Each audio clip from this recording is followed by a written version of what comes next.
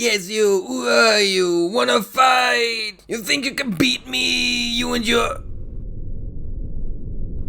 What is that? What? I love necromancers. I cannot get enough of these edgelords. With their pale skin, their clothing that looks straight out of a Slipknot concert, their ability to reanimate the corpses of their slaughtered enemies to let them fight against their will. It's great! They also are a favorite as antagonists in stories or games. It's an easy solution if you need your protagonist to be able to fight a vast army without all that deep of an explanation. They're also my favorite class in any game. If there is an option, it's an almost instant pick for me. But only if it's the summoning, Minionmancer type of Necro, and not the basically just a sorcerer, but emo type. But there sadly aren't that many games that actually allow you to play this playstyle. And it took me a long time to find a bunch of games that scratch this little goober itch I constantly have. So I scrambled together a small list, in no particular order, of games that fulfilled this craving. Let's get the easy answer out of the picture first. Yes, a lot of ARPGs have a Necromancer class, and all of them are great. Diablo 2 introduced them to the series, making them one of the easier classes in the game, because most of the gameplay just literally consists of you standing around and playing auto chess with enemies. Diablo 3 made the skeletons a lot worse by drastically limiting your numbers, making you rely way more on your own skills. But hey, you don't have to summon them with your corpses anymore, I guess. And Diablo 4 tries to get the middle route, giving you great options to your minions, while also allowing you to still be really strong yourself, even though you're focused on them. And then there's Path of Exile, which just allows you to go completely apeshit with a class. This is my Necromancer, for example. Nice, right? Having a small army and summoning burning skulls that attack enemies as well. And then here's how an actually optimized Necromancer looks in Path of Exile. Not to mention all the other RPGs I didn't mention that also allow you to play as this class. The Unliving is a very interesting game. It's a roguelite that, right from the first announcement, instantly hooked me with its charming pixel art and the sheer size your army can reach. You are the local necromancer that accidentally lost the memories in a failed experiment, and you want to regain them by killing the nearby townsfolk. And just look at that size of the army! But they pay for their size with their heads literally being completely empty. Your skeletons are dumb. Really dumb. It can be pretty finicky to command them around, and the screen can also get so cluttered that you are basically constantly getting hit by projectiles, because the visibility basically does not exist in this game. But the game has some cool ideas, like your army perfectly representing the villagers you've slain. When you kill a normal guy, you get a plain old skeleton. When you kill a dog, you get a dog's wet dream. When you kill a fat guy, you get proof that he actually just had heavy bones, and so on. All of them also having different fun abilities you can activate by sacrificing them. But that's also my biggest current problem with the game. For a game titled The Unliving, they matter a lot less than you'd think. Like any other roguelite these days, you can find upgrades and new skills, but most of them only apply to your necromancer, not to your army. And if they do, most just activate on sacrifice, which you obviously only want to use sparingly. The game is currently still in early access, so I'm hoping the devs are still working on things to shake up your army some more. But other than that, I think it's worth a shot. It's a fun time raiding some villages. Loop Hero is a very simple one. You are a hero that's running in a loop. Okay, the game offers a bit more depth with its deck and town building mechanics, and you constantly being able to upgrade and add stuff to the loop to make you stronger, simultaneously making the loop harder. And like you can probably guess, one of the classes in the game is the Necromancer. It's also a really funny one, with you being basically unable to actually attack yourself and only being able to constantly summon more and more undead that fight for you. At this point I should probably mention that the game's combat is automatic, so you don't really have any input anyway. But it's a lot of fun getting gear and enhancing your skills to summon more and stronger skeletons for you. So Darksiders 2 doesn't really allow you to be a necromancer, but you're playing as Death himself, who is on his very own Zelda adventure throughout multiple different realms of reality, and your skill tree allows you to skill into a path that spawns 2 zombies for a short amount of time, and you can upgrade them in a few ways to actually make them really viable in combat. Okay, I am admitting that this is just loosely fitting to the definitions I said at the start, and that if I'm counting Darksiders 2 as a Necromancer game, the Barbarian from Diablo 3 and the Fire Spirit spell from Forspoken also count. On that note, Forspoken! Death Must Die is actually still just a demo, but it saves progress and it's basically just a free trial until the actual game launches. And from the gameplay you can probably already tell what type of game this is. And yes, it is another survivor type game. And yes, the market is already oversaturated with thousands of semi-cheap rip-offs with not a single creative bone in their body. But this game is different. They also ripped off Hades. But okay, in all seriousness, this game is way better than you'd think. The skills are fun to use, you actually have to aim yourself, you can get gear like in Diablo, dash around, get fun synergies, and of course, because otherwise it wouldn't be on this list, you can get a skill to actually become a necromancer. And believe me, in a game where the screen can become like this, constantly summoning an undead army is hella fun.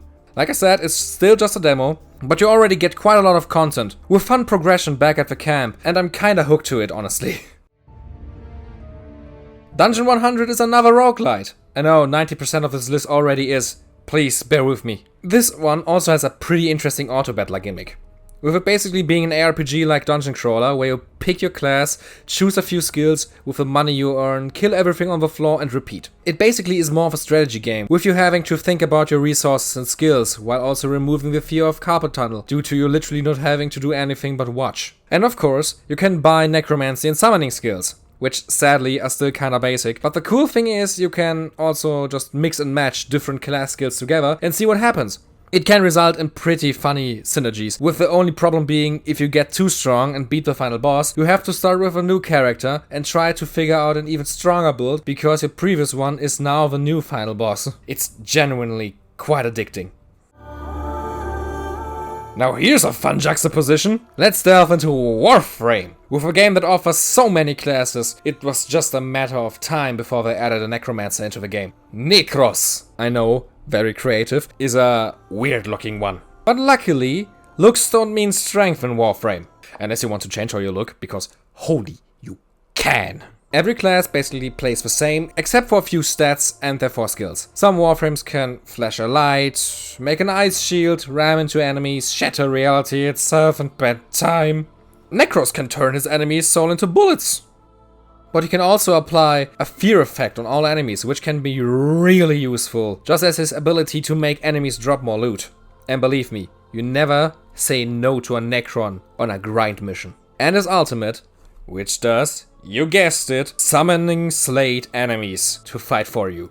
And yes, I love it. And then there's Necros Prime. And just look at this baby.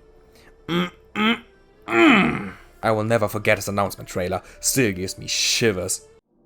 Fear is a weed snaking in the dark. It vines within the mind, corrupting it.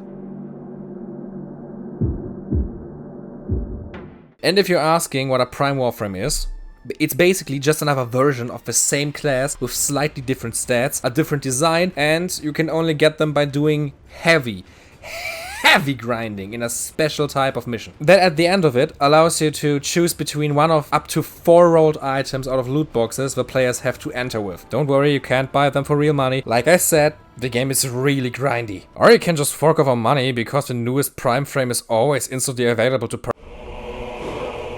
These games are basically just an honorable mention because I'm not really into these games. But hey, a friend of mine said you can make fun necromancer builds in them, so here you go, I guess. No, I am not biased, why do you ask?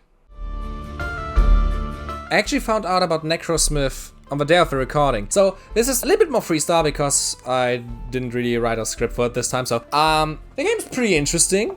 It is another roguelite. I know we didn't have enough of them already. Where you have to build your own monsters out of parts you gather. And then you can send them out of your tower, collecting stuff and fighting for you. So yeah, basically it's just another auto-battler with roguelite elements, where you can upgrade stuff after a run. It is quite cute, honestly. Give it a shot. I mean, it's like $2 on Steam.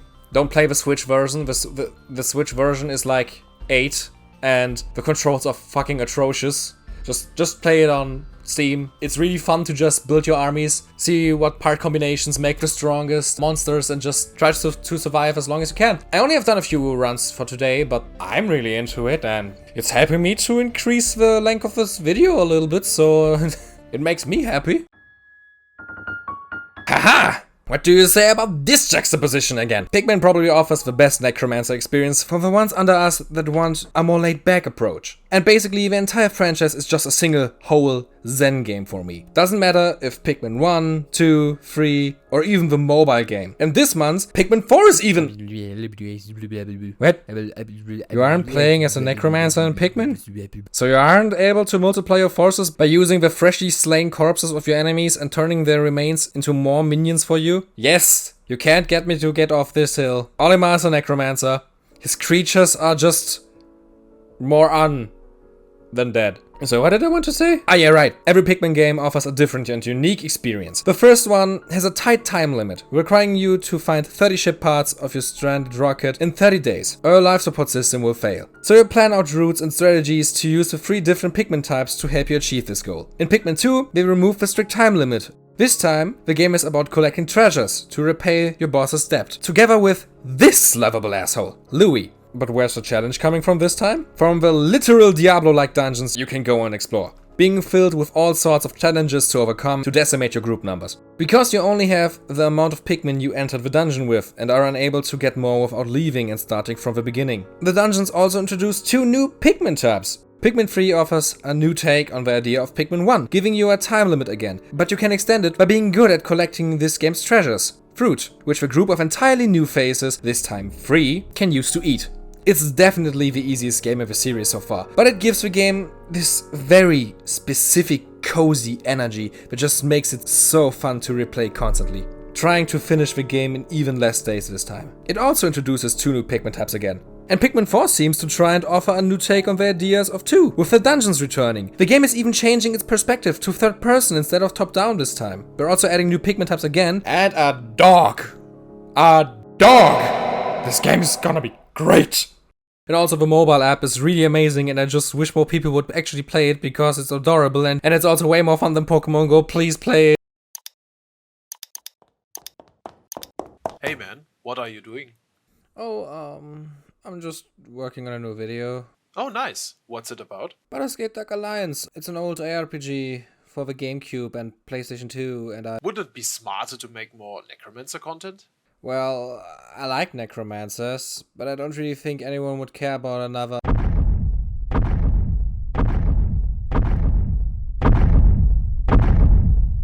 What the actual...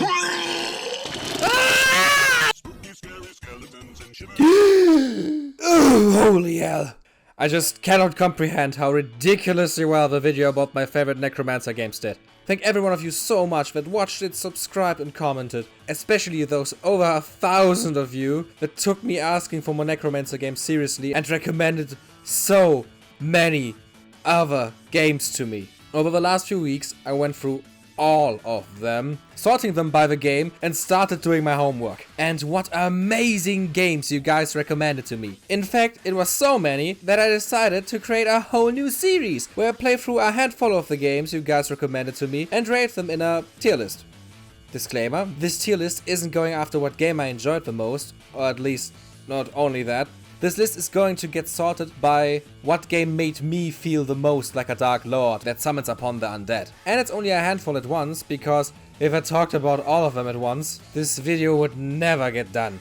So if there are other Necromancer games that I did not mention here or in my original video, write them in the comments. Doesn't matter if good or bad. It would probably make these videos a bit more funny if I had to suffer through a few stinkers as well from time to time. And don't forget to subscribe to get notified about the next video. I'm going to put Iratus, Lord of the Dead, even if for no other reason than just the titular Necromancer narration. Cheesy as hell, but the guy is having fun. Kinda shame your army is limited to 12 units and can only go in a battle with a team of 4. On a plus side, you can defeat your foes by scaring them to death. I recommend Iratus, with a caveat that it is very glitchy and crashes my computer to the blue screen of death. Very meta. But it does scratch that itch. Iratus, Lord of Dead. It's a lot like Darkest Dungeon, but you are a necromancer getting out of a crypt. And you are fighting the pesky living while rising an army. Surprised there is no Iratus, Lord of the Dead. Iratus, Lord of Dead. It's like Darkest Dungeon, only you're the bad guy necromancer trying to escape his tomb with your team of summoner minions. Play Iratus, it's a Darkest Dungeon lookalike.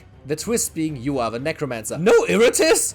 The first game is already an interesting one, and you guys described it perfectly. It is basically Darkest Dungeon, but you're playing the other side, which is actually way more interesting than you'd think. For example, you actually have to create your party members yourself by using body parts you find. You then get thrown onto the dungeon map and work your way through, tormenting and harvesting those foolish humans that dare to enter this lair. And due to you now fighting with the monsters against humans, it's also not you anymore that can go insane. Rather, it's one strategy you can go for, scaring them until they lose their mind, making it easier to end them. The gameplay loop is basically flawless in being extremely simple and effective, also being a lot easier than the inspiration, at least in the early game. I have looked at all the games I show here for a few hours, because, again, if I also had to beat all the games I'm showcasing here, this video would never come out. And ya boy gotta eat.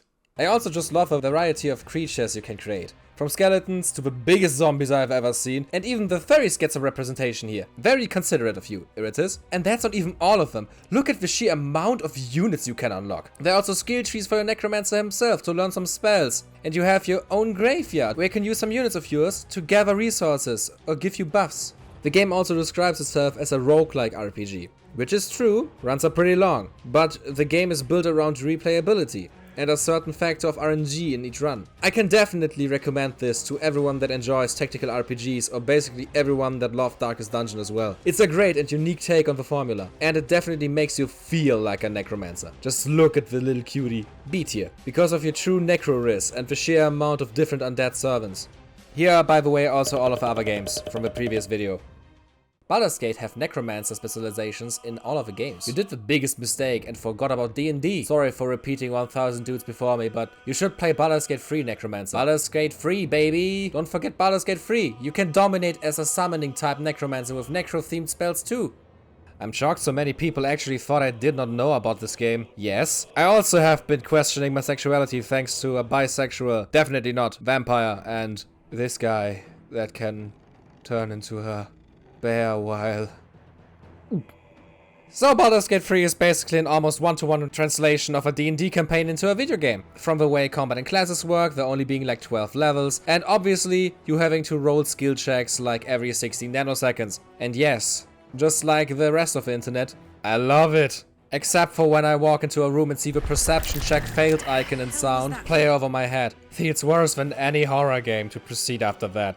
The writing, its world, the characters, everything feels so alive, and there are so many ways you can tackle every situation. I am genuinely impressed how different every playthrough feels in this game. Normally I get bored of repeat playthroughs without a significant amount of time having passed between each one. But not here. It's just so much fun to roleplay different characters and do different things to just see what happens. And I also knew from the start that the wizard was able to unlock the necromancy subclass at level 2. The main reason that I didn't mention in my first necromancer video was simply that it took me around like 25 hours to even unlock it, because getting the necromancer subclass does not automatically make you a necromancer. You have to reach level 5 first, after which point you can use level 3 magic spells. And I think you can already guess what magic spell belongs to level 3. I have to admit though, I was kinda underwhelmed by the spell at the start. You can only summon one undead at once, either a zombie or a skeleton archer.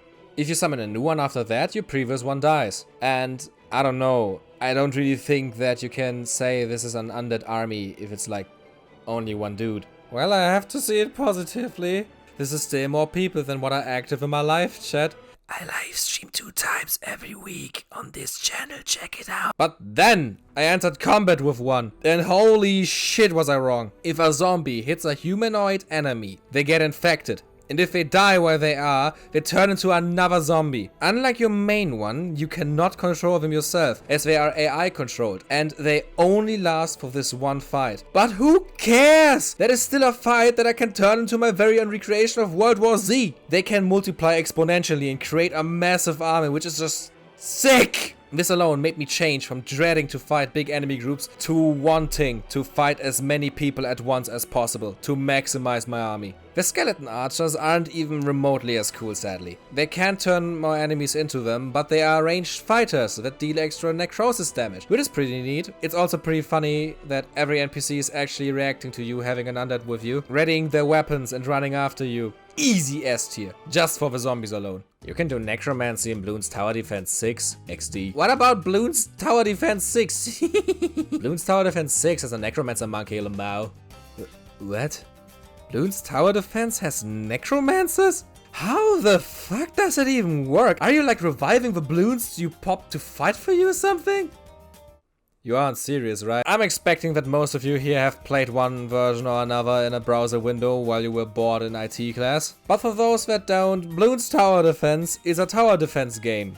I know, where you play start throwing monkeys that fight against balloons. You get money for doing so and can upgrade your monkeys to prevent the constantly stronger getting bloons from breaking through your defenses. And Bloons Tower Defense 6 now has a necromancer. If you level up the lower path of a wizard monkey, you are able to turn them into necromancers, doing exactly what I already joked about before. They create a second stream of bloons going into the opposite direction, popping enemies on contact. And having a few of them is actually a massive boost. The, how they call it, unpopped army, is a great defense against fast bloons that the rest of your monkey missed. You can also mix the necromancer with the other paths, for example creating some fire necromancer. But that's not all, no. There's also the Prince of Darkness, who isn't just able to reanimate bloons, he's also able to reanimate Moabs, the mother of all bloons. What a fun class for this game. Didn't expect something like this being recommended, but it was a lot of fun to play a bit of my childhood again. B tier. Amazing defensive strategy, but they're kind of a one-trick pony. There's Enki in Fear and Hunger too, although it's a different type of game than those presented in your video, so I don't know if he fits. Have you never heard of Fear and Hunger? I'm kinda shocked. Play Fear and Hunger, the first game. It has a goated necromancer. I recommend you play Fear and Hunger 1. They have a necromancer in the game too, if you can at least make a part 2. Oh god. I am once again expecting most of you to know of this game already, due to its massive spike in popularity, in no small part thanks to Super Eye Patch Wolves, Sea Dog VAs, and countless other videos on this game. And I could not be happier. This game is so unique and deserves every little bit of love it receives. But I am a wimp. And this game genuinely scares me shitless. To the innocent souls watching this video that now are confused to how this small top-down RPG maker game can scare someone, allow me to pop your cherry. This is the first enemy in the game. And this guy tells me about how he wants to... unconsensually and forcefully make love to me. Please, YouTube, don't demonetize me. I need the money. Thanks for the offer, but I sadly don't swing to the other side. Oh. And if you wondered what I censored there, yes, his literal third leg was just dangling around freely, looking completely terrifying. Yeah, the game is, by the way, also a roguelike, and there are no experience points in this game. It's overall just one of the most brutal RPGs I have played in a while, with the game actually rewarding you for your accumulation of actual knowledge to easier get through the massive dungeon of Fear and Hunger. Constantly dying and retrying until you eventually are able to fulfill your goal in this game and reach one of the several endings. And don't worry, you're also able to save. You just have to find a bed and win a coin flip. Yes, they gacha fight sleeping. This game is filled with so many secrets and just stuff you can learn about. You can just lose yourself in it. And we haven't even talked about the Necromancer yet.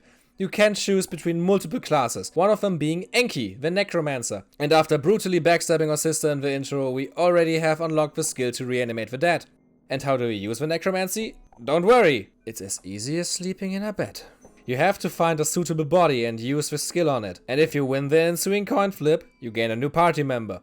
If you fail it though, it still gets resurrected. It just now wants to beat the shit out of you for waking up this roughly. Lovely. Having a few of these in your party is pretty useful overall though, because they can use the armor and weapons that you can't, and especially where you still have not found any other party members. I actually did not get that far into the game. I tried, but after a few hours and having to redo the beginning multiple times due to being an idiot, we basically gave up. I want to, at some point, actually at least reach a single ending in this game. But for now, I think I'm good. And I don't know, if you want to watch me suffer through this, maybe I could do a playthrough of this game on a live stream or something. That would actually be a fun idea. There's a sensor mod, so maybe I'm actually able to stream this game, and I probably would also be a lot less terrified by playing it because I'm not alone. So how about this? If enough people want it, I think I can actually make like a poll in the video itself. And if I don't find out how I can do that, just like write into the comments, I hate you and want to see you suffer. Or if I manage to actually do it, do both, if you really mean it. It was already annoying enough to even get a legitimate copy of this game in Germany. Because, yeah, if you haven't noticed by my accent yet, I'm not only a wimp, I am also a potato. And thanks to some fun regulations, you can't legally purchase a copy of Fear and Hunger through Steam. So I had to go through itch.io to get myself a copy. The comment section was pretty funny though. It's literally just Germans asking for a Steam key. A tier, because you can marry your army. And in Fear and Hunger, marry means fuck. Don't know if anyone mentioned, but Guild Wars 2 has a really fun Necromancer class. Can be played as a Minion Mancer as well, with each minion having a special skill. Or you can just go a few different Dark Sorcerer types, like the one using a Greatsword. Should test Guild Wars 2. The Necromancer class is cool. Guild Wars 2 also has a Necromancer class. What about Guild Wars 2? It has a really good Necromancer class. Huh. Guild Wars 2 was actually the game that I meant in my original video, with me not liking necromancers that can't summon and are mainly just emo wizards. And apparently I was wrong, you can summon in Guild Wars 2. And it's actually also a lot cooler than I expected. Their entire skill tree dedicated to just the minions. Okay, it's more of like a skill circle. And the thing you can summon are very interesting. Like this flying torso that has its intestines hanging out. Or these little rats with human skulls as heads. Okay, on a design perspective alone, this game wins with having the most fucked up looking minions. But I have to admit, you can really feel that the minions are not supposed to be the main focus and are just little things on the side while you are the main source of your strength. Which, honestly, I'm not even that sad about. The quirks of the combat system of Guild Wars 2 make the Necromancer himself already a super fun class. Even though you are basically just an emo wizard, you're at least a really cool one. With a few different movesets depending on your current equipped weapon. And you also have this cool shadow form that makes you invincible and a lot stronger. The game tries trimming the fat with the entire quest and activities system, which is a double-edged sword for me. This game really itches the completionist in me. Every area has a designated list of tasks in it, and if you complete all, you get a small reward for it. On the other hand, with this, they also wanted to trim down the fat of a questing experience. And they did that by not really having a traditional side quest system. So instead of going to an NPC, accepting a quest and then fulfilling it, they are handled as an event and are activated automatically once you are in their area, where you then fulfill their requirements and automatically complete them. They're still normal main quests though, so don't worry about that. I like the idea, but think that I prefer the more traditional approach. But that's also maybe just because I'm not used to this. A problem that all quests share though is how dragged out they feel. Most require you to fulfill a simple task, to fill up a completion bar. And that in itself isn't really a problem for me. But you always have to do so much, which results in you running around in circles, not trying to leave the area, doing the 1 or 2 tasks for the quest and seeing the completion bar move by a single pixel. The game also claims I don't have a full account for some reason, even though I have bought the first 2 expansions, which is kind of frustrating. I really hope this gets better later in the game. And yeah, like I already said multiple times, I only played all of these games here for a few hours. And I don't feel good about judging an entire MMO game after just a few hours and reaching around like level 20 or something. So see this as a sort of first look. I'm going to show off this game in a future part again, when I reach the higher levels, so that we can talk about if my opinion has changed. But for now, the Necromancer class in Guild Wars 2 is a solid B tier. A really solid class overall for an already really fun MMO RPG. The minions just feel too insignificant. I don't know if it would really count as necromancy, but Inquisitor Martyr is a 40k isometric RPG that lets you play as a guy, X at mech now Inquisition, in case you know 40k, that summon kinda mechanic servants. I say kinda because the tech priest class in Inquisitor Martyr, a Diablo 3 clone set in the Warhammer 40k universe, isn't technically a necromancer, but is a summoner and minion master who can bring a variety of robots into combat, each with different weapons and roles. Also, the MF is so lazy they don't even walk. They ride around on a platform with crab legs, and instead of being emo, they dress like a pope. This game has a necromancer class. Couldn't have anyone told me about that before I wasted weeks of making a video complaining about it. Really, please watch it. I totally bombed compared to the Necromancer one and I put a lot of effort into it. Maybe I would have actually liked this game if I picked this. So let's get it over with. Like the one comment has already said, the tech priest can summon crimes against humanity that fight for him. He also stands on a funny pedestal with spider legs, which is kinda cute. But overall, this is still Warhammer 40k Inquisitor Martyr, and I've already complained enough about this game in my other video, and no amount of minion summoner is going to change that. B tier. It's an okay class from what I've played. It is basically completely designed around you utilizing the minions, and the skill tree is also cool and gives actual buffs to your robots. It's still a slow and weightless mess though. You know what? No, this game is going in C tier, just for it being Warhammer 40k Inquisitor Martyr. Oh, and of course, Total War Warhammer, straight up vampire counts faction with all the necromancy you can imagine. 2 of them actually. You also have vampire pirates with much of the same, but more sea shanties. As a fellow necromancer, you might want to check out Total War Warhammer 3. It's fantasy Warhammer, not 40k, so more like Lord of the Rings than StarCraft. It's like playing the board game Risk, but instead of having a dice roll simulating combat, it's instead a real-time RTS battle. Though you should play Total War Warhammer. Where's Total War Warhammer, damn it? Try Heinrich Kemmler in Total War Warhammer. He can be a solo mage with an army of skeletons to conquer the world. Total War Warhammer. And no Total War Warhammer, you can get necromancers and vampires with necromancer powers. You would love Total War Warhammer. There are regular necromancers and pirate necromancers. Highly recommend this video. Love the drawings. Can be thousands of guys and play surprisingly organically with also surprisingly good graphics and animations. Total War Warhammer has a necromancer class? I played the 3rd one on release because of a buddy of mine being a massive fan. Oh my god, what are you doing here? Hello, my name is Naughty Jesus, and today I was invited by a Rising Blur to show you my favorite game series, Total War. In the latest installment, Total War Warhammer, you delve into the world of Warhammer Fantasy and its many shades of chaos and ludicrousy. Part of this world are the evil vampire counts, a faction of necromancers that try to conquer the world with, you guessed it, necromancy. In the game, you conquer cities and nations with your armies of soldiers and beasts. The vampires field an army of many undead creatures like zombies, skeletons, giant bats, even zombie dragons. Gameplay-wise, that means that your units, being undead and all, do not flee for their lives if their morale is low, which normally is part of the game. They stand their ground until they are dead, or crumble to dust, because they are already dead. They also cause fear and in some instances terror, which lowers the morale of enemy troops. I mean, look at them. It's not very pleasant to battle against that. Now we come to the interesting part. The vampires, being necromancers and all, can summon zombies or skeletons for a short time while in battle. So if your enemy has some nasty bowmen in the back that you can't reach, just summon some zombies upon them.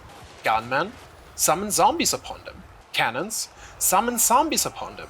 A huge one-eyed cow that throws boulders at you, well, the zombies won't kill that. But they will try their very best to stop the cow from bouldering you. And no, we are not done yet. The best part about the vampire counts is their raise the dead mechanic after each battle. So, see, where normally units get killed off in battle, the vampires have a small chance of units just randomly returning. After all, they are undead, they simply rise again. Maybe with a few less limbs, I guess. And now we get to the point that we are all been waiting for this whole video. Yes, you can raise the dead. Where other factions need to recruit their units, the vampires can just summon some weak units from a pool of dead that are present in every region. And it gets better after fighting a huge battle. If the battle had big enough casualties, a marker will appear on the map, indicating that this location will bring plenty of undead to raise. And even better, this pool of units gets bigger and stronger the more casualties this battle caused. That actually sounds like a lot of fun. Could I maybe also play? Did I mention that the undead come in 3 flavors? Dracula, Tutanchamun, and Yarhar Fiddly-Dee. So even if you lost your whole army while fighting, you do not care, because you will just raise them all back up again to drown your enemies in the tide of undead bodies.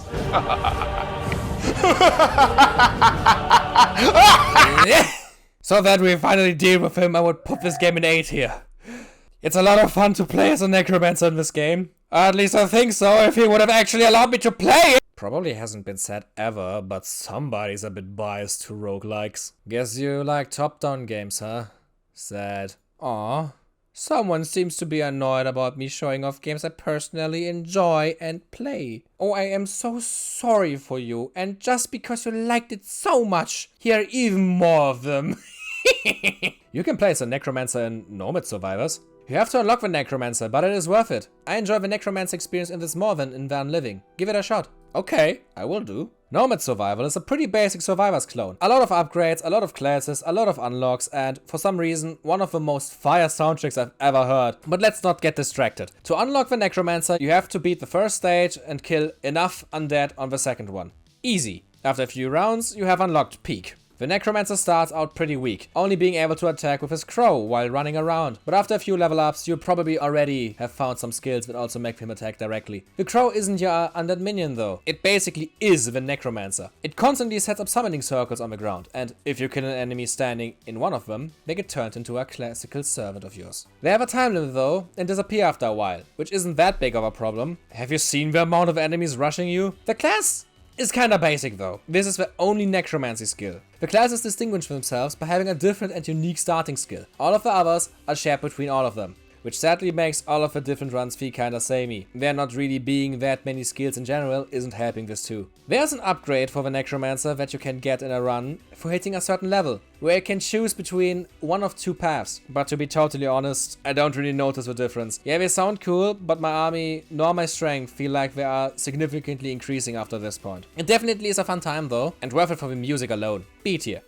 If you want an actual Necromancer Survivors game, you should definitely check out Boneraiser Minions. In short, it's a Necromancer wet dream, where every type of mechanic you can think of, there's an undead for that. Drawback, it's hella addicting. Gonna throw my hat into the ring and say Boneraiser Minions is a really good Necromancer Survivor game, where you're a Necromancer and can res minions, and it's really good. No mention of Boneraiser? Video was great. Maybe it was already mentioned, but Boneraiser Minions fits the description perfectly, and it isn't talked about enough for how fun it is. Shout out to Boneraiser Minions. Boneraiser Minions doesn't get a mention at all. Boneraiser Minions is another roguelike Necromancer title that is quite fun. Surprised you didn't bring up Boneraiser Minions. Boneraiser Minions should have made the list.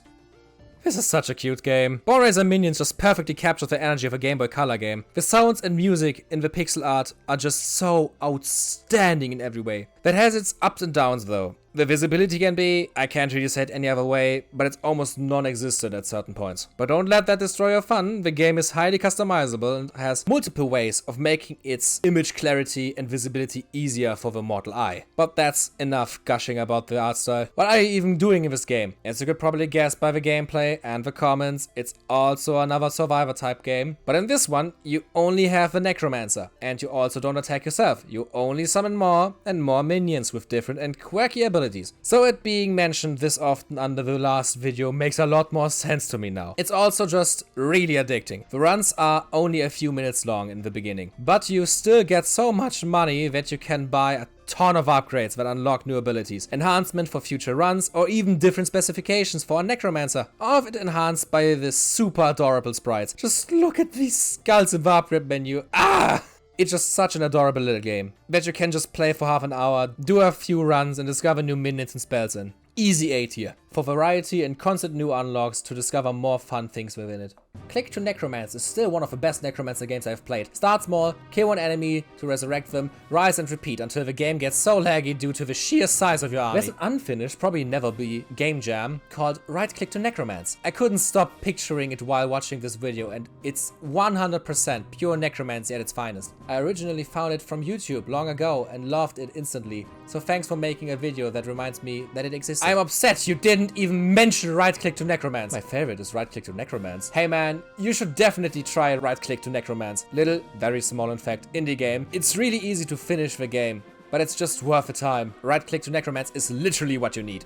I actually wanted to show Soulstone Survivors here, but even just unlocking the Necromancer class in that game is so much goddamn work that for the last 10 hours of playtime, I still didn't have the chance to try it out. So I'm gonna save that one until next video. So let's look at Right Click to Necromance instead. And it isn't really that deep of a title, which makes sense. It was created for a game jam originally, and like the creator already states in the start screen, probably will never get finished. But what we have here is super adorable and a lot of fun. You command a small army of green-grayish soldiers, and if you drag them over to some blue soldiers, they automatically fight, and after killing all of them, you can right-click to Necromance.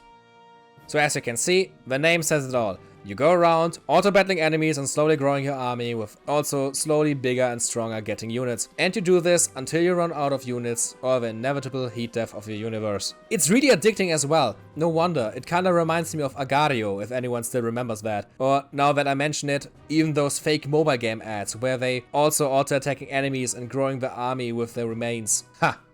We humans really like these arbitrary number go bigger games, don't we? B tier. For this cute little stone golem. Whoever made this thumbnail art needs to find a new hobby. Oh, I also wasn't that proud of the thumbnail because it was hastily drawn in like under an hour because I quickly needed one before the video went live, but thank you for the constructive criticism and I am definitely not taking it seriously. Is the thumbnail character from something or is it original? Because I absolutely love the design. Yeah, I'm the coolest, yeah. Yeah, jokes aside for a second, I wanted to make this kind of official as well. The reception of the Necromancer video was through the roof, and people seemed to really love the thumbnail art as well, for the most part. So, as most of you that have seen the previous video and now this have already noticed, I wanted to give her a proper redesign to make her look more nice and unique. And here she is! The new channel mascot, Necro-chan! I couldn't think of a better name. I tried keeping the original look intact, while giving her more defining features to make her stick out better. And of course the underboob had to stay. Going by the horny mofos in the comments, it's probably the biggest reason for the video's success. But yeah, I'm really happy with how she turned out, and I hope you also like her. And maybe you also have a better name for her. I'm not really the best at doing these things. But let's finally get to the last game today. So, since you added Pikmin to the list, I believe you'd enjoy a game called Overlord. It's basically evil Pikmin. Along with that, another small game for mobile called Necromancer Story. Man, since you have added Pikmin to the list, you should most definitely check out Overlord and Overlord 2. Especially since the first one is like $5 even without a discount. Imagine your typical Pikmin game, where you have different types of minions. But instead of playing as an astronaut, you play... Yep, that's it.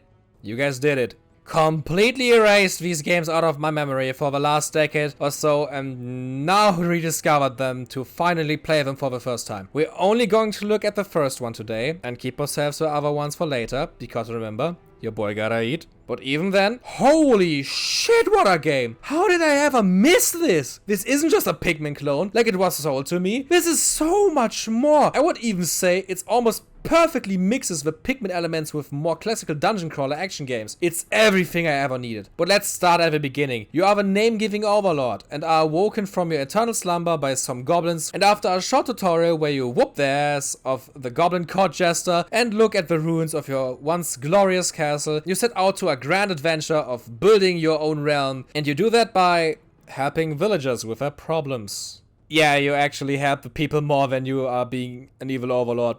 But that's a good thing. But because it's also important for your future followers to not only fear but also respect you as a leader. Yeah. And you can also decide in certain situations if you actually want to be good or bad. The game itself just has so many adorable and clever spins on a relatively classical setting, while also having pretty fun and dark humor. One of the first things you do, for example, is helping out the townsfolk by stopping the way too fat hobbit caricatures from enslaving the surrounding human settlements. Not the beginning I'd expect from this, but it was a lot of fun raiding their homes while they are having a party. And I have not even talked about the minions yet. You have 4 different types you unlock over the adventure. The normal ones, that can't really do anything special, but they are good fighters and can wear all sorts of different shit they find lying around on the ground. The red ones, that are ranged fighters and throw fireballs, while also being immune to fire. The green ones, that are immune to poison. And the blue ones, that, yes, obviously, can revive your fallen minions. And yeah, they're also able to swim. And the game is really utilizing this army of yours. Remember in Pikmin where it was pretty easy to get hundreds upon hundreds of Pikmin of each type? Yeah, that's technically also possible here, but you don't only use them to solve puzzles or fight, which can also already be pretty challenging. I have lost way more minions to fights than I want to admit. But you also sacrifice your minions to heal yourself, restore mana, or to craft new armor and weaponry for yourself. So, at least I have a pretty big problem keeping my army size all that high. And sorry, but some sections, like every section where I have to fight this fucking snake, is just a minion eraser for me. And I could always just...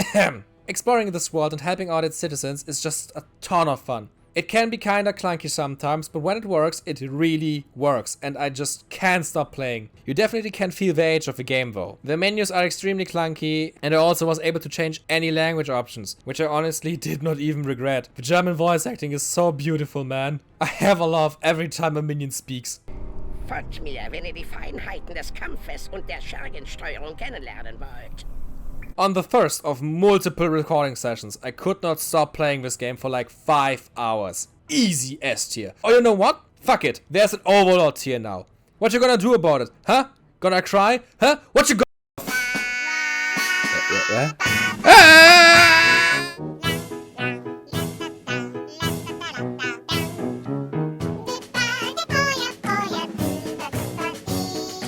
Gedonia is a classic open-world RPG that was primarily developed by just a single person, which is really impressive for this type of game and also somewhat excuses the game looking like, well, like it does, which doesn't in particular mean that it looks bad, just that the developer was extremely ambitious with his vision here, and it is a fully fledged RPG. With character customization, skill points and trees, and a vast world to explore with many side quests, and seriously, please don't get put off by how this game looks, because yeah, you can see it here already. The game is clunky as hell, but still, I don't know the last time I got entertained this much from a basic ass side quest. I won't spoil them all here, because there are genuinely some hilarious ones over here. The first side quest I found, for example, was given to me by this magic tree, who got angry at the humans for eating its apple children, to such a degree that its new apples turned poisonous. So obviously we can take some and give them to people in our village to help the tree take its revenge.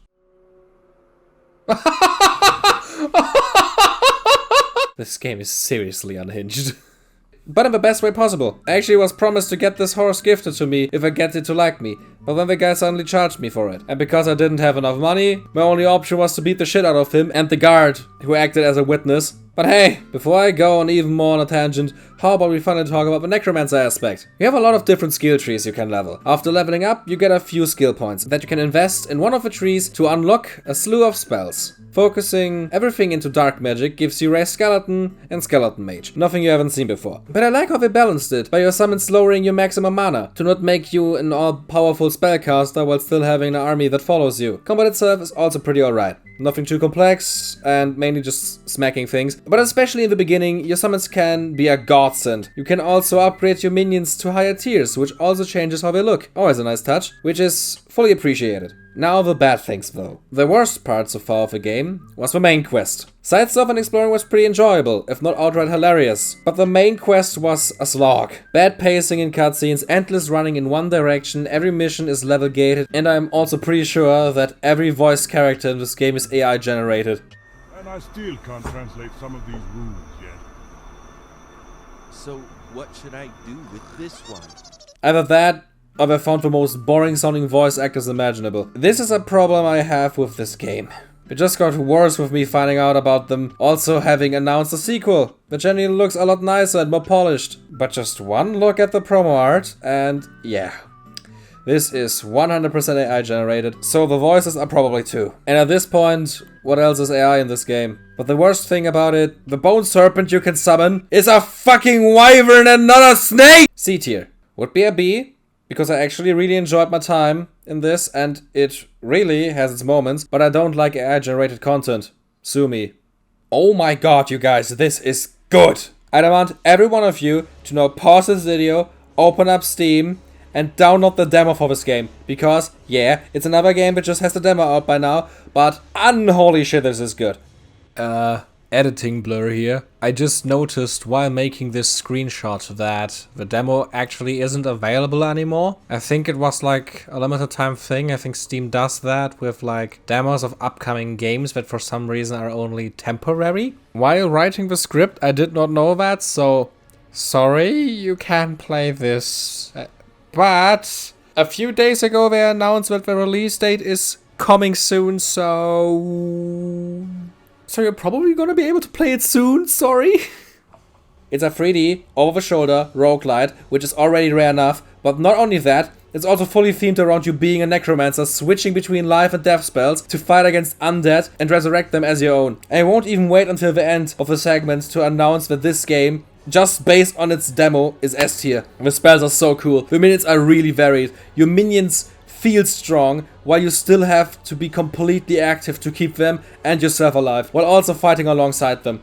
The art style is just beautiful. While I still hope there's going to be a bit more variety in the environments, if this demo was a vertical slice of what I can expect from the final game, I am wholeheartedly on board. Just give me more enemy types, more spells, more cool upgrades, and you're golden. Primal Seed, if you see this, please send me a review copy for the second it's available. I need this game yesterday and I want to promote it more. I am willing to rebrand my entire channel around this game if I have to.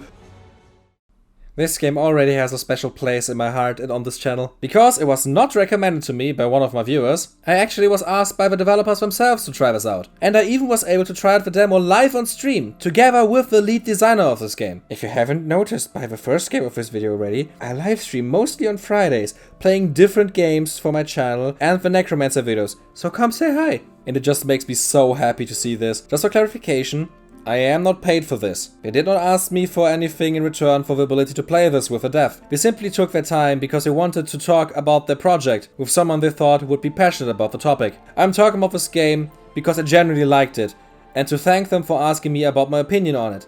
And also thank you, the viewer, for helping my channel to grow so that I am able to even take opportunities like this.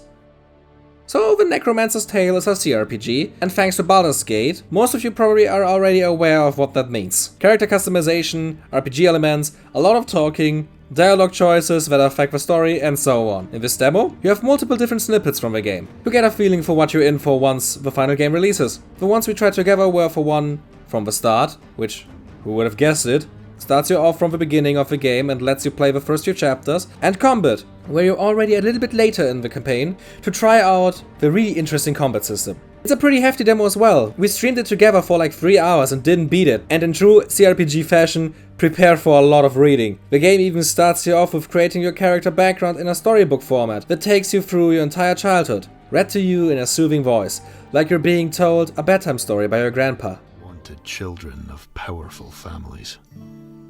These connections will serve you well, as long as you learn to look the other way from time to time.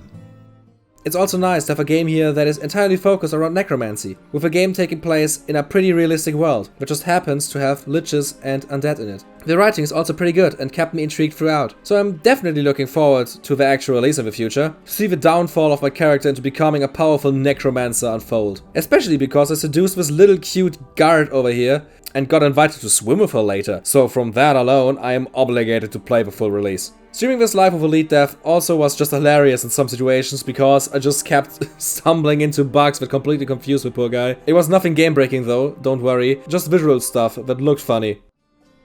That's not possible either.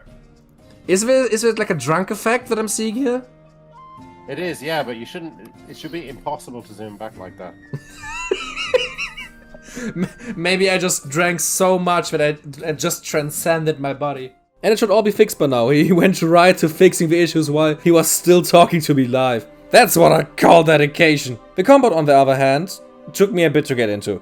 Apparently, I was so bad at it that the dev actually made fun of me for that. But that's generally not the game's fault. It's just me being slow. It's turn-based combat, but your minions don't have their own turns. You have to activate them in your turn. So you have to strategize if you want to do something yourself or use your minions. It's a basic but deep enough system for what the game tries to do, and after a quick restart, I also got into it and beat the combat demo, with almost no casualties. I was also told that you're able to freely equip your minions yourself, which is also going to make it more manageable for me. I think this game has the potential to be another great modern CRPG, and you should try it out too. I mean, come on, the demo is right there and costs nothing, just do it. A tier. I'm setting really high hopes on this. This is another one that really intrigued me, and it's all because of its setting. And man, did it lure me in with its interesting aesthetic just to bite me up like a mimic. It's an RTS game. I never really played a lot of RTS games before, but hey, I like trying out the genres, so maybe I'm gonna like it. I'm unsure if I'm fit to give an opinion on this because, oh my god, did it bore me. I don't think other RTS are like this. I hope not. Going by the Steam reviews, I'm at least not alone with this. Even the chat was bored of it.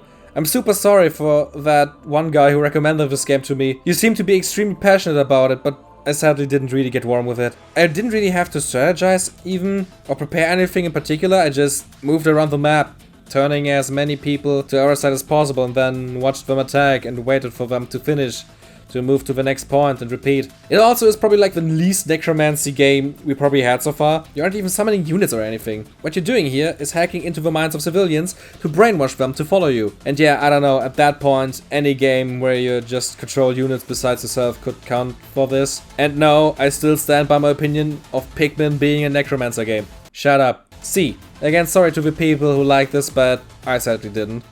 Whew, I already mentioned this game last time, and finally I'm able to talk about it because I actually unlocked the class.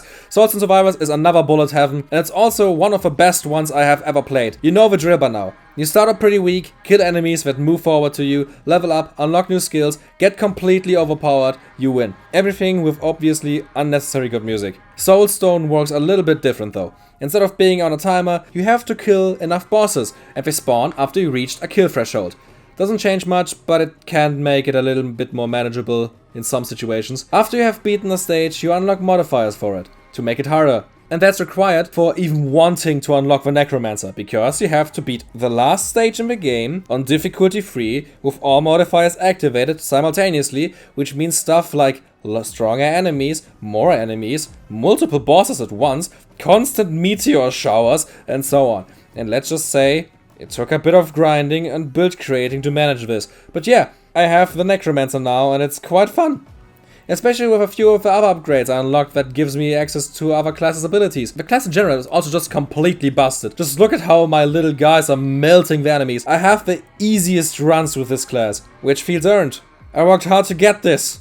It's probably also still a long time before I have seen everything that this game has to offer, because there are also a lot more weapons to unlock for him, that give you even more skills to play around with. And also the skill tree itself, which has even more layers. You unlock after unlocking all 94 tiers in the inner one, and Jesus Christ! But just unlocking the class took me like 16 hours, and this video has to come out eventually, especially after my last one flopped so hard. A tier. Definitely one of the best Necromancer classes in a bullet heaven that I've played so far. And I'm really excited for when they finally release their roguelike spin-off. This Necromancer in a more linear dungeon crawler scenario, I'm so on board.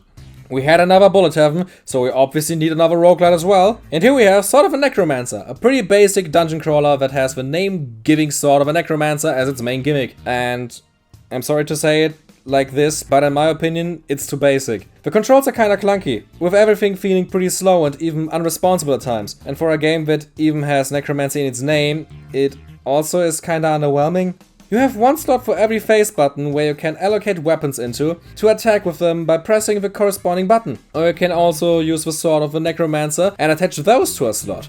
With this, the game tries to give you a certain level of strategy, making you think about wanting more gear or more summons. There even are passive items that just buff you while also taking a slot. And I don't know, I just didn't really get warm with this. The gameplay is just too slow for me, with the runs being too similar. I like the story though, with you recalling memories of the person you are trying to revive in this dungeon, the deeper you get. So if the gameplay didn't look all that bad to you, and you would like to see a cute story unfold over time in a not all that challenging roguelite, maybe give it a shot. But for me, it's sadly going in C tier. Undead Horde is another one of those games that was just constantly recommended under the videos, and that I have to try it out at some point. And yeah, damn.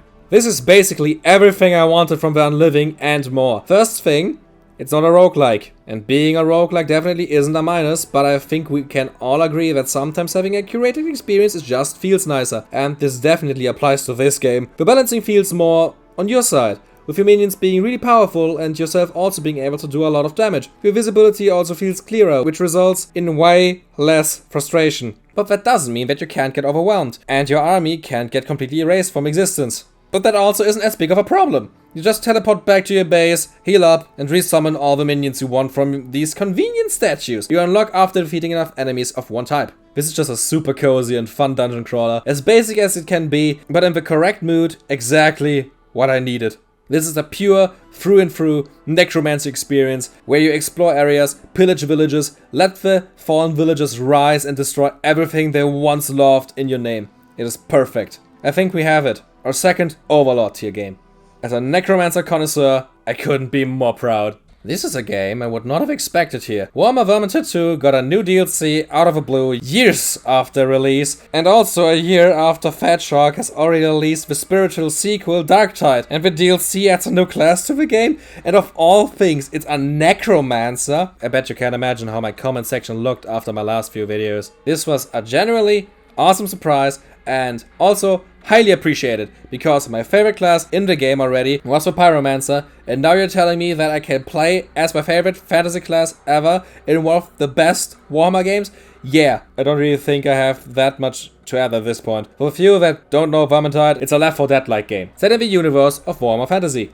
So instead of everyone having guns and trying to survive a zombie apocalypse, you're playing as a group of fantasy classes, fighting against a huge barrage of enemies and monsters, but primarily... Oh shit! Alright! Every character has multiple specifications you unlock by leveling them up.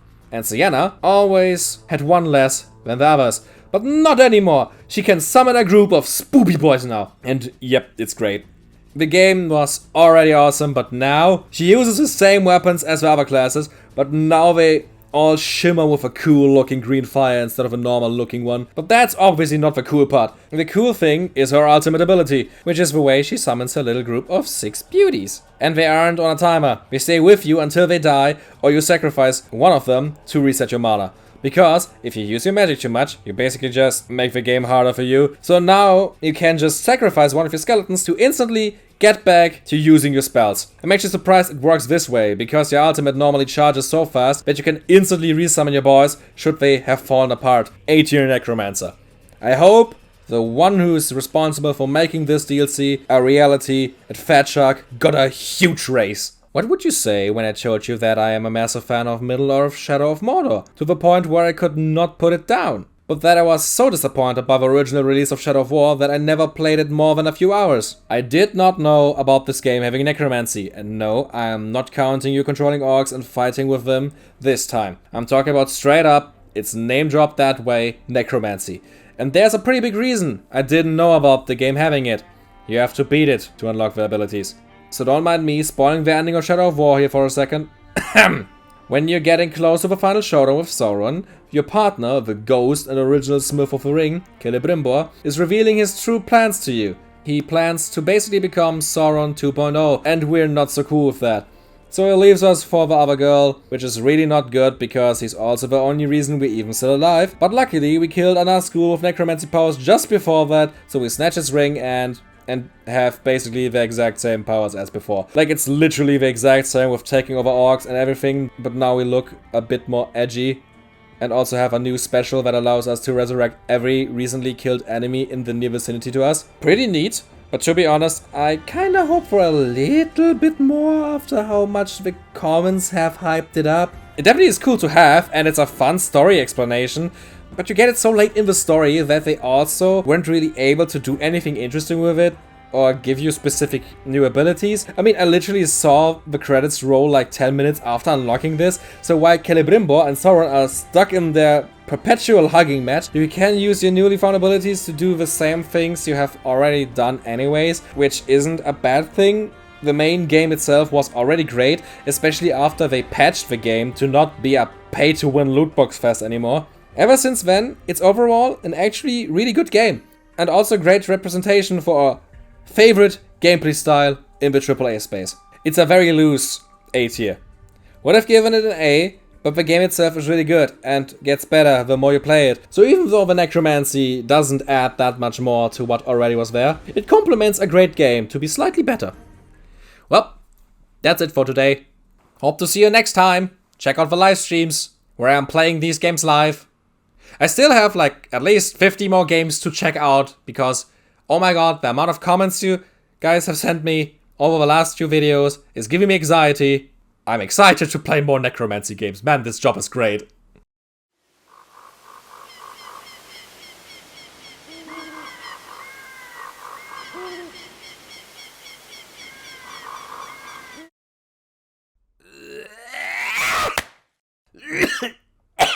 Okay, I'm out. Get him! Liver! Quick, over here, get in here! Oh man. Where am I? Oh, a new customer. Welcome. What can I get you? Cafe? This looks nice. What's it made out of, good sir?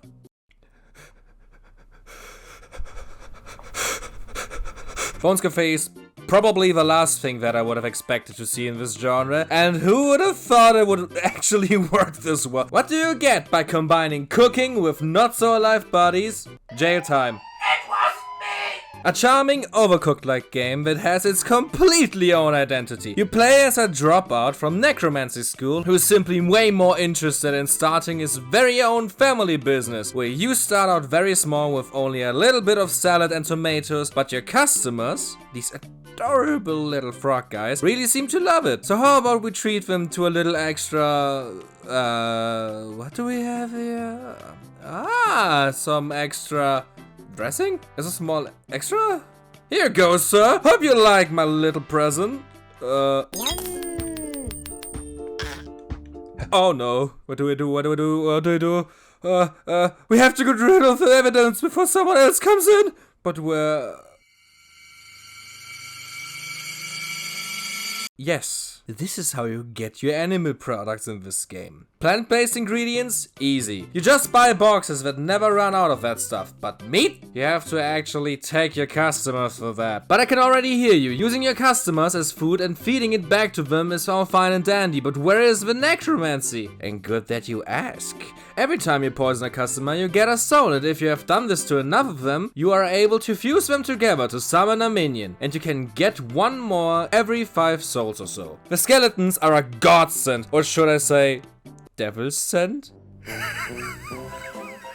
Because they can take orders, deliver the orders to the corresponding guests, or even cook meals themselves. But that can be kinda finicky, because you basically have to record them, the exact steps they have to do for the specific meal, which they are going to mimic perfectly, meaning they can also copy errors and also walk the same path. My tip here is to give them their own stations to work on, especially on later expansions of your cafe, to always be able to still work yourself, should the situation require it. Oh, don't. There can never be more customers than there are chairs, so if you want, you can just auto-grind money and reputation by only letting in enough people that your skellies can handle on your own, while you're doing circle dances in the corner. But watch out for not just poisoning every customer, because you can get in trouble if someone else sees what you are doing, or even worse, you get visited by a Please! Health Inspector! I know what you're doing in here! Oh shit! Good luck, buddy!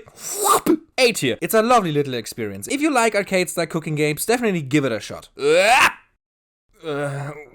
am I now? Excuse me, sir. Do you know where I am? Holy shit, is that a JoJo?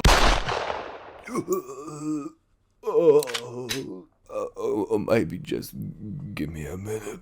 The Thaumaturge fell completely under my radar. I haven't heard anything about it until the day of its release, where I saw a random ad for it on YouTube, and after that a bunch of people on my Discord recommending it. There is a Discord, by the way! And to be fair, I could have probably bought it off of a trailer anyways, because look at it, it's gorgeous. Not so gorgeous when you see the faces close up, but 90% of the time it is. You play as the name-giving Thaumaturge, and unlike in FF14, where you're just an elemental mage, in the Thaumaturge, you are basically the Witcher. But instead of fighting monsters and fantasy creatures, you are fighting creatures and curses out of real-world folklore, or Russian soldiers that want to steal your shoes. I don't know why so many of them want to steal my shoes. This also was just one of the games whose experience was massively improved for me personally by streaming it, thanks to some of my viewers being familiar with the area and history the game takes place in, leading to me getting a lot more context about the history of Poland from that time and the folklore creatures that served as an inspiration for the creatures in this game. The Witcher comparison wasn't just from nowhere either, because the gameplay loop feels somewhat similar, with there being an overarching story, but it's driven along by you helping the people you meet by finding out what bothers them and the local community, finding clues and using the Thaumaturge powers to read the attached emotions and objects to find out what people are maybe hiding from you, or simply finding out more about your surroundings that you can use to, for example, defend your sister by calling someone else a cuck. Literally. You've got a cuckold's horns. Was I being too subtle? Yeah, this game is amazing. The main reason you do this is to find the curses, find out what they are, or who attracted them with their strong emotions, or maybe even actions. I hope you understand now what I meant when I compared the game to something like The Witcher. It's also very fitting, because the developers, Fool's Theory, are also the ones who are working on The Witcher 1 remake. And when we're already talking about what the devs have been doing before this as well, they were a support studio for Baldurs Gate 3. Neat. It definitely explains why the talking cutscenes felt so familiar, and why the side quests are just as massive and masterfully written as the main story. Like seriously, don't miss out on them, they're so good. But let's get back to what we were talking about. Our main character Victor isn't only combating these curses, the so-called salutors, out of the goodness of his heart. No, he wants to be the very best, like no one ever was, and capture, control, and use them for himself. This has multiple benefits. You can use the creatures to, for example, abuse their personality flaws and manipulate people, or use them for combat. And the combat really is not what I expected from this type of game, but it was pretty great. It is a simple turn-based combat system, where every move takes up a different amount of time on the timeline. Talking about Pokemon references. You attack yourself by either punching, cursing, or even gunning down the enemies, and then using one of your collected summons to let them do their thing. Only Thaumaturges can see these monsters, by the way. Victor really must have a brutal right hook if these people are not able to differentiate his punches from getting stabbed, bitten, or bitten. I actually think I'm gonna leave it at that. I really do not want to talk too much about this game because it's simply an amazingly written historical fantasy game with a beautiful world that has me hooked like only a few games ever manage. I don't want to spoil anything more than I already did. This game is best experienced blind. To just let it enthrall you in its atmosphere and story. Or you can just watch the streams on this channel. Hint hint. This game is an S-tier contender, if I have ever seen one. I think I'm starting to feel better again. Oh no. Where am I now? Oh no, not again. You all should know my love for Pikmin by now. So how about Pikmin, but your wacky bunch is even harder to control. They can't defend themselves and you get chased by a deranged knight who plans to kill you and all of your little spoopy boys. So you try and gather as many of them as possible and help them flee to the lowest level of your dungeon for them to be able to defend you, with an extra benefit that the knights also can level up and become even stronger. This game is one of the most stressful things I have done in a while. Most horror games wish they could reach the same levels of distress I had in this experience. Oh my god, this was terrifying. To run around, gather skeletons, one gets lost on another path, you want to get to him and... yeah, just listen to me playing this, I was genuinely terrified playing. Oh god, there's so many. Oh, oh no! No, this is so bad, this is so bad, this is so bad. Are you serious? Are you serious? There's the exit. I didn't even see it. Fucking hell. Look at these dorky faces. Look at the dorky knight. Look at this dorky UI with a dorky knight cap, showing you what the fucking knight is doing. This game is just hilarious. And also not really that long. It's 5 short levels and then a standoff with a knight. With a knight being stronger the more minions and vases he managed to destroy. So it's your job to get as many of them to safety while also destroying the vases yourself. To keep his level as low as possible and defeat him before he manages to do the same to you. Oh, that's why it's called Underleveled. Because your goal is to make the knight too underleveled to fight you. Clever. I seriously did not get this until recording the script. Step, Doe, Andy, Milky, and JP, you created a true gem in only 48 hours. This was a blast and it deserves to be an A tier. So where do I go now? Aha! I should be able to go through that door.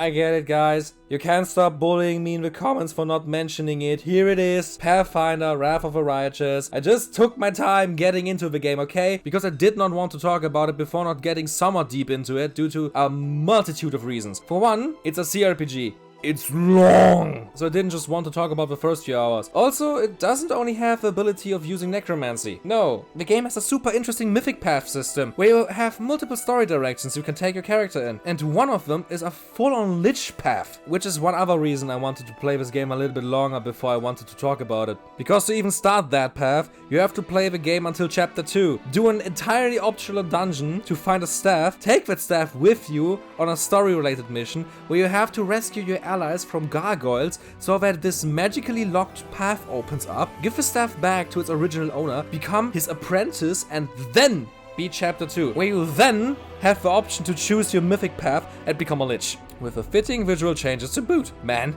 you can choose to become a demon and gain horns in the tail, or an angel and get a burning halo, but we choose to become a lich and get a skin disease.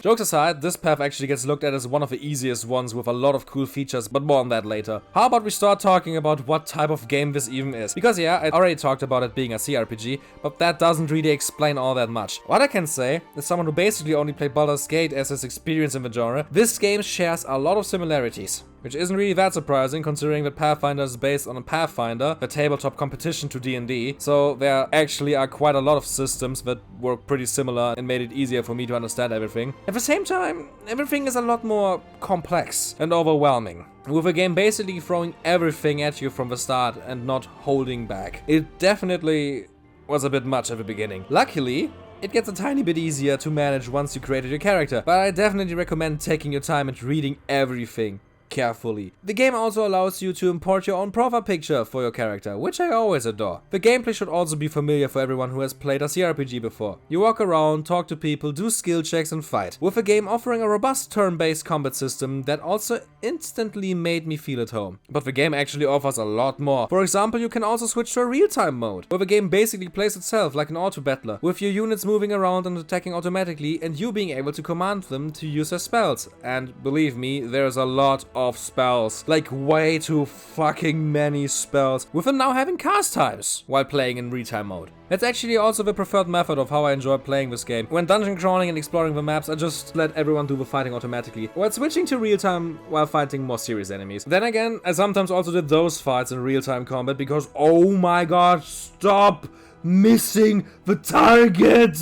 The game is also hard as nails. Before starting it, I was warned on multiple occasions to play the game on easy for the first time because this game can sometimes be challenging. So I definitely also recommend that for the beginning. The game has massive replay value anyways, so why not just start over and pick another mythic path next time? But don't worry, they aren't the only thing that decides the story. There are so many decisions you can make, so many answers you can give to conversations, the paths simply giving you even more options. The game even has an actual allegiance system, with most options being either good, evil, lawful or chaotic, and the game keeping track of your decisions, and even going as far as locking mythic paths behind the right allegiances. So while I normally try to be the nicest guy possible in my games on the first playthrough, constantly being scared of saying something that might make the character sad, I went full on asshole in this playthrough to ensure being able to go lich. I hope you appreciate my sacrifice. The Lich path also kinda saved a necromancy experience in this game for me, because raising skeletons is kinda boring in this game, compared to, for example, Baldur's Gate 3, where you use up an enemy's body to keep a permanent extra companion that is able to infect even more people and also turn them into zombies. The ones in Pathfinder disappear after just a single fight, with them also basically only being another flavor of summon, working the exact same way as any other summon in the game, but spoopy.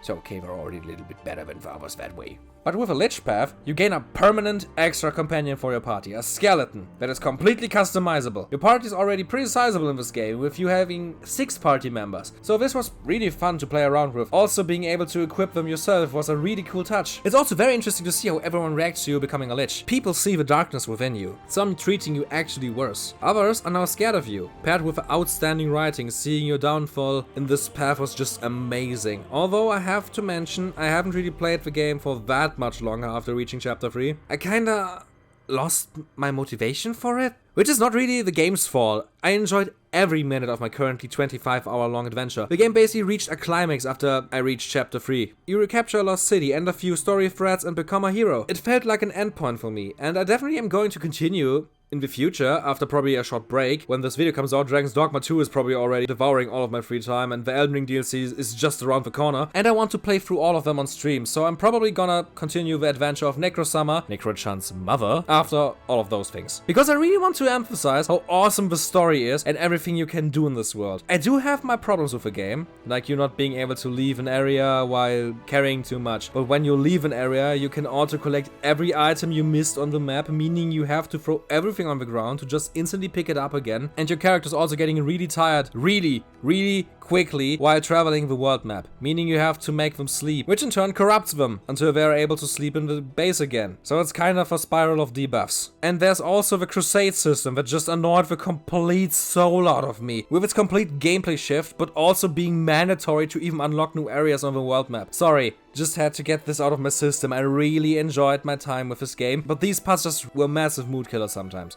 Oh yeah, I almost forgot. That's the reason why a lot of people see the Lich path as the easiest, because you can resurrect enemy armies for yourself as a Lich for the Crusade missions.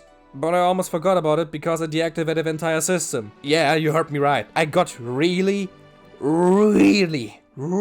annoyed by the system, to the point one of the viewers told me that you can actually just completely get rid of the entire system. The game is so customizable, even to the fucking difficulty settings, to a degree that I rarely see in any other game. Problem being, you can't turn the system back on after deactivating it once. So I sadly was not really able to experience it for myself. I'm also not really regretting it though. It looks cool, but I hated it so much. It was literally the worst tactics game I have ever witnessed. Try it out for yourself, maybe you can find more enjoyment in it than I did, but I'm happy to not have to deal with it anymore. And to finally end this off, I'm excited to see where this adventure is going in the future, and I'm hoping that the new story threads that open up are able to just catch me the same way again the ones in the beginning did. Pathfinder Wrath of the Righteous is an amazing game, and for the cheap price it goes for now, worth every penny. It's a total masterpiece that deserves just as much praise as Baldurs Gate 3, and therefore deserves to stand right next to it in S tier. And you can now finally leave me alone with it.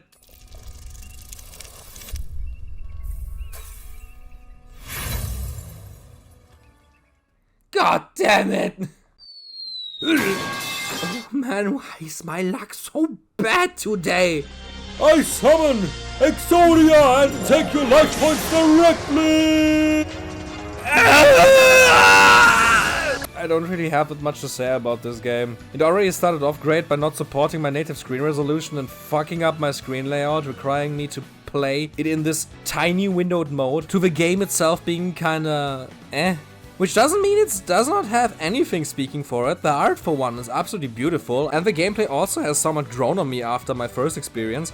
Throw of Bone, first of all, amazing title pun, I love it, is a roguelite deck builder that tries to offer a complex and interesting gameplay loop while being relatively simple. You have a small field where you can place your cards, being able to buy new ones every wave. The cards attack automatically in chronological order, and the match goes on until all the enemy cards are defeated. The complexity, like in any good card game, comes from the abilities your cards have. And those combined with the spells you can get, and the ability to upgrade your cards further by combining multiple of the same kind, gives the game a nice feeling of making you feel like you're getting stronger. But I have to admit I did not really play a lot of roguelite deck builders before, so I'm unsure how it compares to its contemporaries. All that I can say is that the game felt extremely frustrating at some points. Like, what the fuck am I supposed to do against this asshole? My entire party is wiped, and this thing still has its health in the double digits. It's also just a demo currently, and not a really long one. I beat it on my, second try, after a total playtime of what, 20 minutes? And I felt kinda unsatisfied, like I wasn't really able to get a real feeling for the game and an understanding of how to deal with the more stressful situations, because there also was no way to get your health points back after losing them, or at least I did not find any. But I do see the potential. It seems like there's a really big amount of cards. Like I already said, the art is amazing, and it also feels like you really can make some massively cool and broken builds if you know what you're doing. The game also has a really cool utilization of the Necromancer concept, with your army being all sorts of different kinds of undead, and that being the reason why they come back after the wave ends.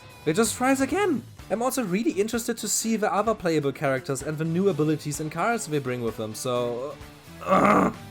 You know what? The series has been going on for a while anyways, and a bunch of demos and early access games I looked at in the past had the full releases by now. So how about this? There's gonna be an extra segment in the next video where I'm gonna talk about games we already covered that had the full release by now. And when this video is out, the full version of Throne should have already released anyways. Yeah? Sounds good? Good. Currently, I would give this game a B. The potential is there, the demo just did not let me live out the intended experience. Yep. Oh, what a nice looking forest. Huh? I said, what a nice looking forest! Hey yo, continue! You can sleep when you're finished! So, like I said, What a beautiful day it is. I wonder what adventures are in store for us here. It seems like a small gremlin appeared in front of our hero to punch him in the balls. What? Why? Oh, it's bad luck to be you. What can I even say about this masterpiece? The Bard's Tale ARPG is a spin-off of the Bard's Tale Dungeon Crawler series, a trilogy of very old-school first-person dungeon crawlers that got its revival with a 4th entry not so long ago. And this was a fun spin-off they made for the PS2 and the GameCube back in the day. It reminds me a lot of Baldur's Gate Dark Alliance, for its style and definitely from how the map looks. And man, what a blast this was, even though this probably was the most bare bones and simple RPG I have ever played in my life. I had an amazing time throughout. It basically is a button masher with level ups letting you maybe unlock a new weapon type or something like a basic special attack. I mean, you even automatically replace your gear once you acquire better gear, with your stats also being as basic as possible. Now here's a piece of hurt that'll let you swagger down any street and never want for safety. The Claymore, or as I like to call it, the Emperor of Evisceration.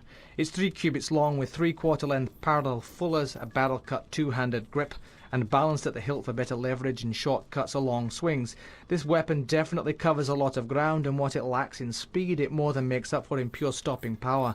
Now it just so happens that due to a slight accounting error I'm overstocked on this particular item, so I'd be willing to let one go for a ridiculous price. Which doesn't mean this game doesn't have its own complexities, because that's where the summon system comes into play. You are a bard. A bard with a magical instrument that allows you to summon a massive array of creatures that you can conjure up by using their respective tunes. That was one of the true highlights of this game for me, seeing what cool new summons you were able to unlock and later even upgrade, with all of them having unique uses and abilities, allowing you to have a huge array of different party compositions for your journey. And you heard me right, there's another highlight. The absolute bonkers writing. The story is filled to the brim with hilarious moments, stupid quips by the bard and even the narrator, who the bard can actually hear and constantly bickers with. It's glorious. The voice acting is also extremely well done, with every bit of dialogue being fully voice acted, and just adding to the absurdity of this plot. And what also cannot be missing in a game called The Bard's Tale is a bunch of music. You'll constantly run into optional mission bits and even music you can listen to, even with subtitles and a sing-along bolly thingy. The song you've been listening to in the background is actually from one of these occasions. You can constantly find these bodies of other people that were sent on the same quest as you are, and when you loot the body, these 3 dorks show up, where they just start going, "Oh, it's bad luck to be you," and sing about how horribly your death is going to be. It's just so fucking charming. I just could not contain myself and had to sing along the entire time. There are a few really annoying gameplay bits though, where you really can feel the budget cuts and just jank from the time. But oh my god, this was just a blast to play through, and I mean, I only wanted to test it for a while and I beat the entire thing on stream. That's how much I enjoyed it. The game is also on basically every platform imaginable. I mean, it's even on the fucking iPhone for some reason, but okay, I mean, when you're already releasing it on a tablet, why not also release it on the more powerful one as well, right? But isn't the bard more of a summoner than a necromancer? First of all, didn't ask. And second of all, counter-argument. So yeah, this game is an easy S tier. It would even be an S if the 2 to 3 annoying segments wouldn't be in it, but yeah, it's still great. I'm even thinking about making a retrospective about it because I loved it so much. Are you done finally? The hero falls through another portal into yet another world. Oh no, not again.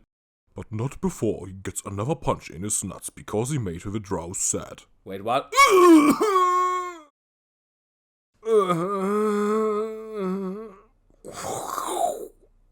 Oh, I feel a lot better all of a sudden, but also kinda store-bought and unpolished. I'm so unsure what to say about this game, because it feels like it's an amateurish attempt of someone's first ever video game project, so I don't want to be too harsh. And then on the other hand, it seems to be developed by an entire team that has made and even published games before, so I don't know.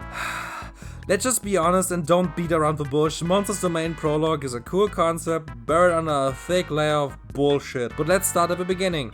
We are a godlike deity that was sealed away in this tomb and released by these knights that were looting the area. But we can't survive without a physical body, so we possess one of the knights, killing the rest of them in the process.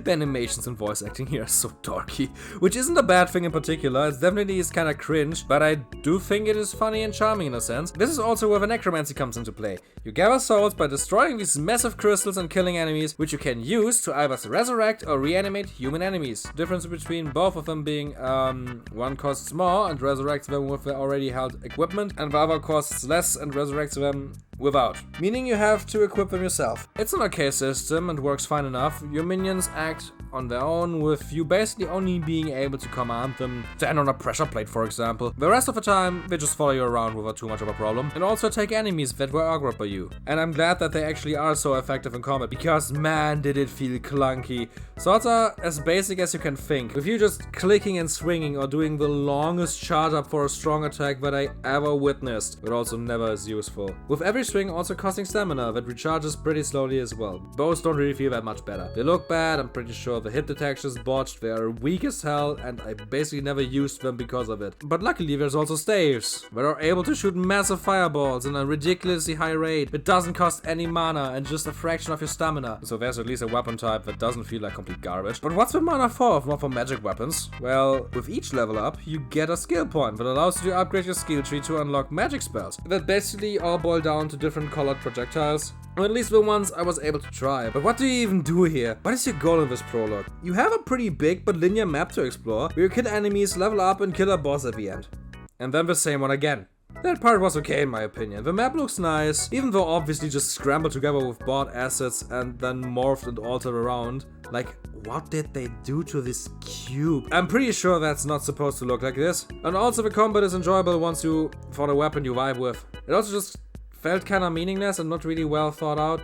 Like for example, there are dungeons on the map that you can do for experience and extra gear, but they never have enemies because they are based around you avoiding the traps within them. And traps with AI controlled companions that follow you sounds kinda annoying, right? But don't you worry, because your minions wait for you outside.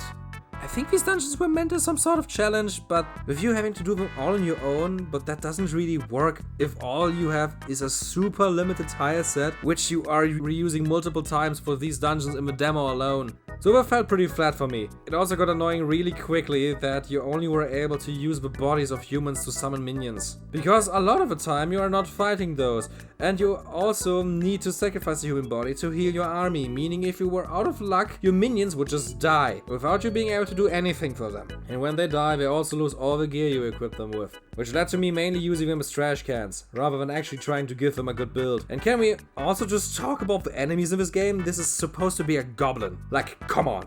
The humans look okay, just standard dudes with standard armor, but what is wrong with these monsters? And I'm also pretty sure I've seen this boss somewhere before. He's just so familiar, and I don't know if that's because his model was used in a game I know, or if it just looks so bland that I'm confusing it with something else. And here's the funny part. Once you've beaten the boss, that's like double your level, even though I killed every enemy in the area, you have to fight the same guy again, a few minutes later, but he's one level higher and literally undefeatable. I don't know what I'm doing wrong, but he's just one-shotting my dudes, there's no healing in the area, or even trash mobs that I could use to resummon something. Oh, and he also just heals himself over 100%, randomly. No, yeah, fuck this game. D tier. It's just not really fun and way too bland. With its boring dungeons, the bad feeling combat, how everything feels just completely scrambled together as a last-minute high school project with nothing but unfitting store-bought assets and the bullshit final boss for the area. And I didn't even mention the fact that most Steam reviews are actually agreeing with me and also talking about how the Steam reviews are botted, because nobody seems to like this game while it still sits at a mostly positive, with the dev even responding to a few reviewers with deflections and ignoring the botting allegations. You know what? The D tier is now called the Monsters Domain tier, to honor the first game to ever enter it.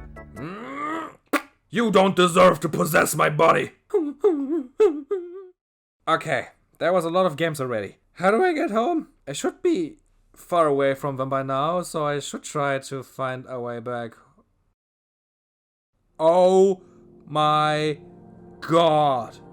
I just have to talk about this game as well now. This is good. This is peak. Finally. This is everything I wanted from Diablo 4 and more. And a lot of these things are even pretty similar to the game, while actually doing them correctly and good. But let's start at the beginning first. Last Epoch is a Diablo-like ARPG that has been in early access for a while now, working itself up from a pretty mixed first impressions to now being considered by some as the true spiritual successor to Diablo 2, and I get why. There are 5 classes, and one of them, obviously, is the Necromance, the Acolyte. And on the surface, it's a pretty basic class, in a pretty basic RPG. You have big and varied looking randomly generated maps where you kill enemies, loot and level up, hub areas where you can sell and buy gear and see other people, and obviously your skill tree. And here we have the first thing that makes last Epoch unique. You have 2 skill trees. Because the game splits them in an active and passive one, with the passive one also being relatively standard, with you getting 1 point per level, which you can allocate in the tree to unlock more passive nodes, and the active one reminding me a lot of Diablo 3's, unlocking new abilities after reaching the required level, and even a few that are unlocked by placing enough points in the passive tree. But that is not why the system is unique. No, no, no, no, no. Prepare yourself, because the active abilities also have skill trees.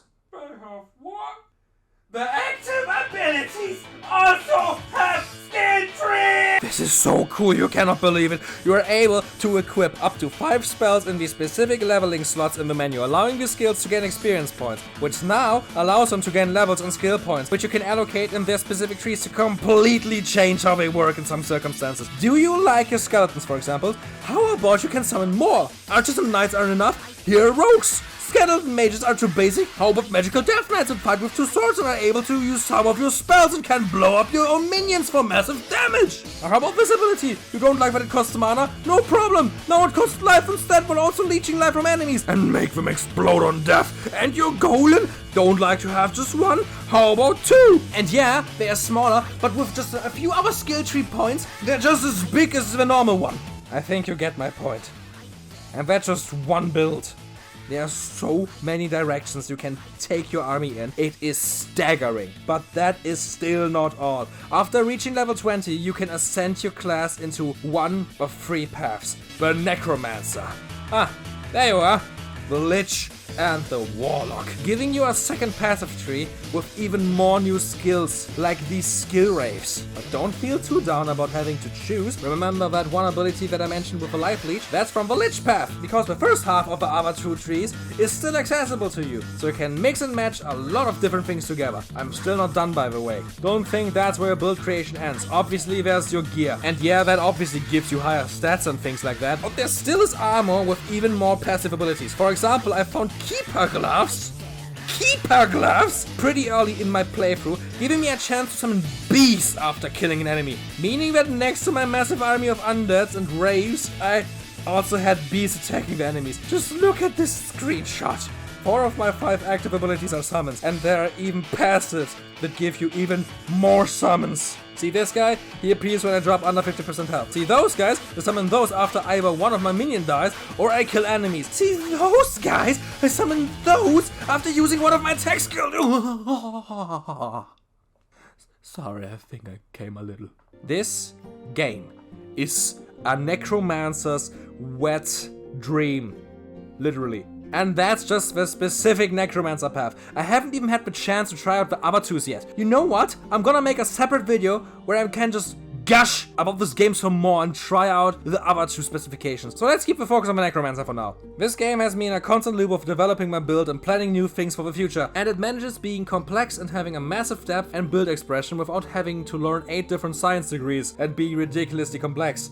The game stays understandable and simple, while still offering people who enjoy those deeper and more complicated systems something they can have fun with. And I just love the sheer amount of minions as well. I wish you could have more than 5 active skills equipped at the same time, because there are so many other summons that I barely got to use in this playthrough, which also just speaks for this game's replayability. There are these ghosts that do damage to everything they touch, there's explosive zombies, there's a shade that drains your minions' health, but buffs their DPS, and there's also this massive abomination that you can summon that consumes your other minions and their stats. Not to mention the attacks and gear items that are also able to summon creatures for you. And there's probably still even more that I don't even know exists yet. Who knows? After I've tried out all of the classes, maybe I'm gonna try and make a pure minion build where I'm literally unable to do anything myself just to see how it would go. And I'm also really interested in trying out the other classes at some point. If just one of them is this cool, imagine how creative they got with some of the others. What I also want to mention is just how interesting the endgame has been so far.